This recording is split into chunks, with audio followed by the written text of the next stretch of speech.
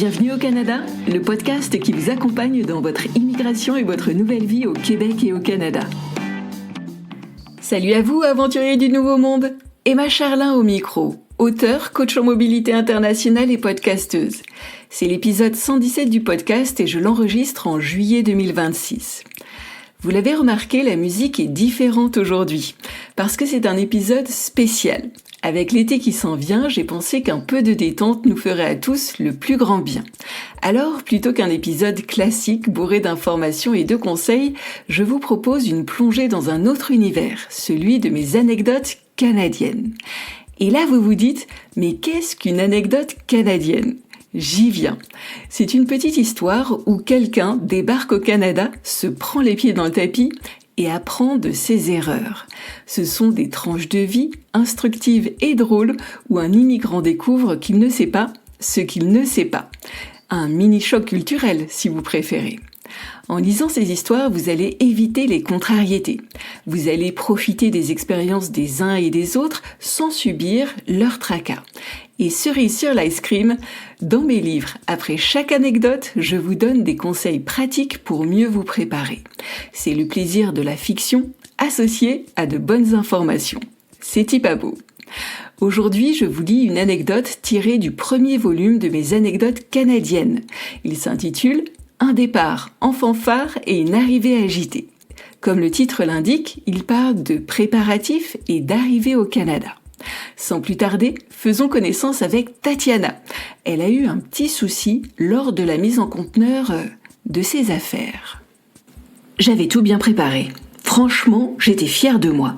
J'avais rangé nos dossiers, trié les habits, choisi les meubles à donner, séparé l'électroménager en deux, celui à emporter et celui à céder. Non, vraiment, j'étais on track, comme on dit. J'avais fait le taf. Quand les déménageurs sont arrivés, je me sentais confiante, organisée, maîtresse de la situation. Je me suis installée sur le côté pour ne pas les gêner. Je les regardais faire du coin de l'œil, restant sagement à leur disposition pour répondre à d'éventuelles questions. 5 Popeyes allaient et venaient. Ils emballaient nos meubles, remplissaient des cartons, portaient le canapé, démontaient la commode, protégeaient la table. Les gars étaient rodés, de vrais artistes de la virevolte. Il n'y a pas à dire, j'assistais à un beau ballet. Les danseurs ne portaient pas de tutu, ils étaient légèrement plus velus, mais leur chorégraphie restait savamment orchestrée.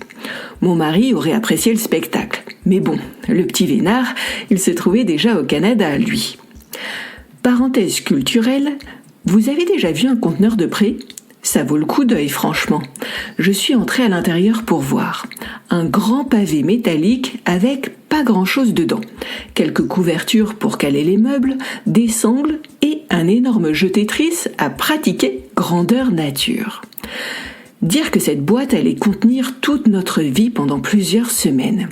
Dire qu'elle allait prendre le train, braver les tempêtes en mer, passer la douane, monter sur un camion et au final, arriver dans notre futur chez nous au Canada. Quel parcours du combattant! À la fin de la journée, le conteneur était déjà aux 2/3 plein. Le chef d'équipe semblait satisfait. Il avait misé large en comptant 2 jours de déménagement. Mais en travaillant vite et bien, 1 jour et demi suffirait. Le lendemain matin, au plus tard, les portes seraient fermées et le conteneur prendrait la route. Hourra! À 10h pétantes, le lendemain, le chef d'équipe m'a tendu des feuillets. Il listait le contenu de nos affaires en français et en anglais. Instinctivement, j'ai fait le tri mental de tout ce qui venait d'être emballé. Oui, alors ça c'est bon, ça encore c'est bon.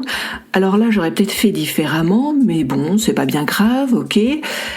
Les cartons étaient numérotés, leur contenu détaillé et le travail finalisé.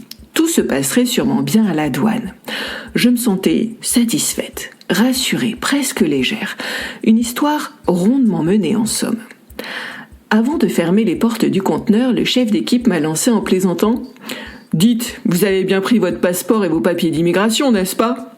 Mais bien sûr, je les ai rangés là avec... Je n'ai pas eu le temps de finir ma phrase.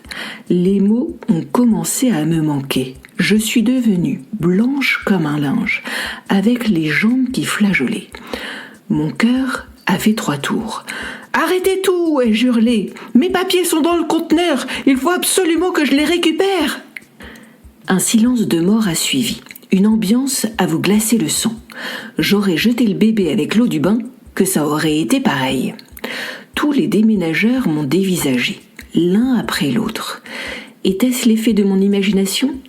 Mais leur mine m'a semblé moins sympathique soudainement. Hostile, presque patibulaire en fait. J'ai repris d'une voix tremblotante. Je suis sincèrement désolée, j'ai commis une énorme méprise. J'ai rangé mes papiers à leur place habituelle et j'ai oublié de les prendre avec moi dans la valise. Je suis navrée, sincèrement, mais il faut tout défaire à présent. On n'a pas le choix. Moi qui suis pacifique jusqu'au bout des ongles, je venais tout simplement de déclarer la guerre. Le chef des déménageurs m'a regardé de travers. Il a ravalé les paroles qui lui brûlaient les lèvres, puis il a pesé lourdement ces mots. « Et dans quel carton sont vos papiers, au juste ?» J'ai parcouru des yeux la liste que je tenais toujours à bout de bras. Mon cœur battait la chamade, mes mains tremblaient. En 20 secondes au plus, j'ai soufflé. Le numéro 12, c'est là où sont rangés les papiers. « Et vous êtes sûre, ma petite dame ?» J'ai lancé un timide « oui » auquel il a répondu par un « c'est ce que nous allons voir ». Le conteneur est resté ouvert une bonne heure de plus. Il a fallu détruire le beau puzzle qui était sous nos yeux, récupérer le carton, l'éventrer et en sortir mes précieux papiers. Chaque seconde me paraissait une éternité. J'osais à peine respirer. Et si je m'étais trompée de numéro ? Et si les papiers n'étaient pas là ? Quand j'ai enfin sorti mon dossier du carton numéro 12, j'ai entendu un soupir de soulagement collectif.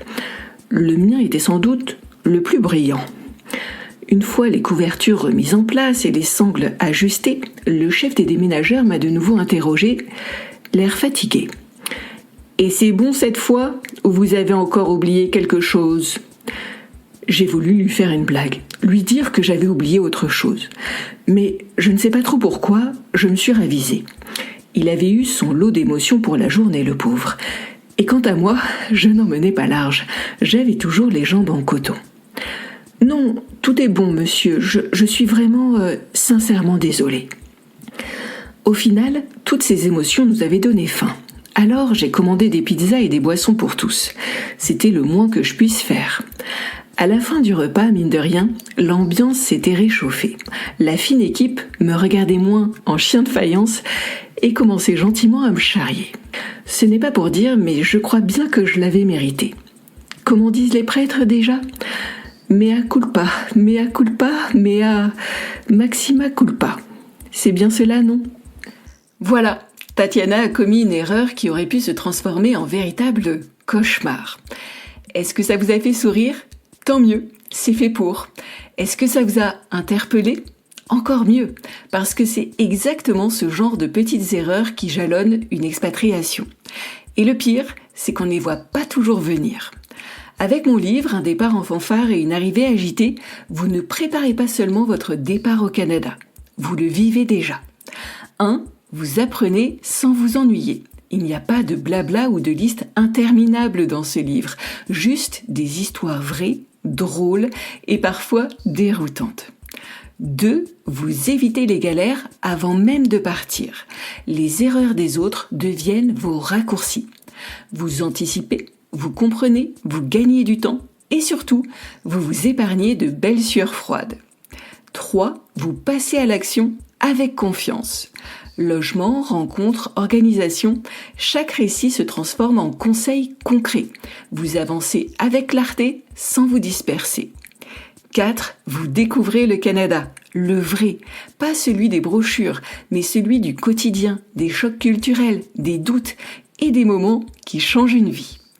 Parce que s'expatrier, ce n'est pas juste partir, c'est se transformer aussi. Un départ en fanfare et une arrivée agitée est disponible sur toutes les plateformes de vente habituelles. Vous le retrouverez également en lien dans les notes de cet épisode. Bonne lecture à tous et bel été. Cet épisode de Bienvenue au Canada est déjà terminé. Merci de l'avoir écouté. Vous hésitez à prendre une séance de coaching ? Faisons connaissance lors d'un appel découverte gratuit. Ensemble, nous verrons exactement où vous en êtes et quelle est la meilleure stratégie pour faire avancer votre projet. Le lien se trouve dans les notes de l'épisode.